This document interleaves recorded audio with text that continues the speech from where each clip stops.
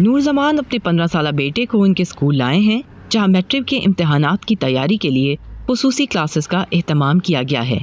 ان کی نظر میں اسکول کھولنے کا فیصلہ درست وقت پر کیا گیا کیونکہ آن لائن کلاسز تک سب طلباء کو رسائی حاصل نہیں۔ سننے میں آ رہا ہے کہ 15 ستمبر کو اسکول جو ہے اوپن ہو رہے ہیں، تو میں یہ چاہ رہا تھا کہ 9th اور 10th کلاس کے جو بچے ہیں ان کو جو ہے اس سے بھی پہلے اگر بلا لیا جائے تو زیادہ اچھا ہوگا۔ 15 اگست سے ملک کے مختلف حصوں میں محدود پیمانے پر نجی اسکول کھولے جا چکے ہیں۔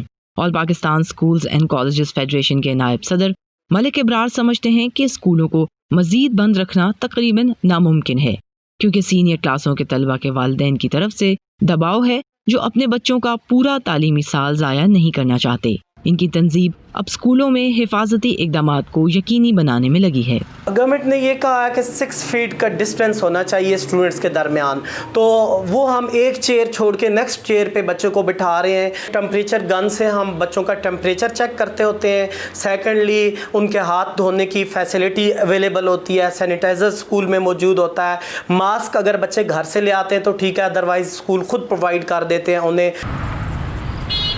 کم عمر طلبہ کے والدین اسکول کھولنے کے حکومتی فیصلے سے کچھ خاص مطمئن نہیں کیونکہ ان کا خیال ہے کہ SOPs کا اطلاق چھوٹے بچوں پر ممکن نہیں۔ 6 سالہ زینب کی والدہ کا کہنا ہے کہ اسکول کھل بھی جائیں تو وہ اپنی بیٹی کو کلاس روم میں بھیجنے کا فی الحال ارادہ نہیں رکھتی۔ اب there are number of kids جو کہ اس کی کلاس میں آئیں گے اور ہر ایک ڈفرینٹ بیک گراؤنڈ سے آ رہا ہے، ایک ڈفرینٹ فیملی سے آ رہا ہے، انہوں نے کوارنٹین کیا تھا یا وہ SOPs پہ فالو کر رہے ہیں یا نہیں کر رہے، تو ہمیں اس چیز کا آئیڈیا نہیں ہے۔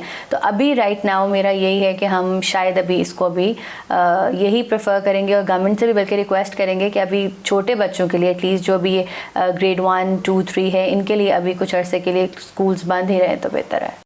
وزارت تعلیم کی پارلیمنٹری سیکرٹری وجیہہ اکرم کہتی ہیں کہ حفاظتی اقدامات کے اطلاق کو یقینی بنانے کے لیے ایک جامع حکمت عملی پر جولائی سے ہی عمل درآمد شروع ہو چکا ہے۔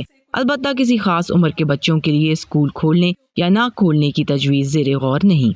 SOPs کو دیکھیں بنانا بہت آسان ہے لیکن ان کو امپلیمنٹ کیسے کرنا ہے، ٹیچرز کو ایون ٹریننگ کیسے دینی ہے، بچوں کو ٹریننگ کیسے دینی ہے، اسٹاف کو کیسے سمجھانا ہے کہ ان SOPs کو امپلیمنٹ کیسے کرنا ہے۔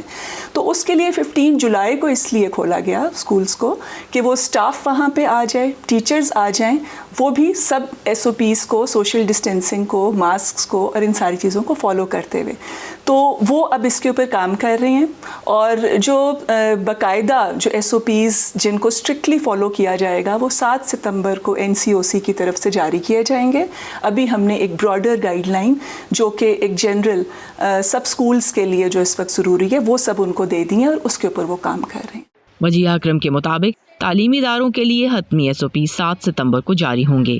پاکستان میں لاکھوں بچے پھر سے اپنی تعلیمی سرگرمیاں شروع کرنے کے منتظر ہیں اور جب یہ طالب علم مل کر کلاس رومز میں بیٹھیں گے تو اسکولوں کی انتظامیہ اور حکومت کا اصل امتحان شروع ہوگا۔ گیتیا رانیز، وائس آف امریکہ، اسلام آباد۔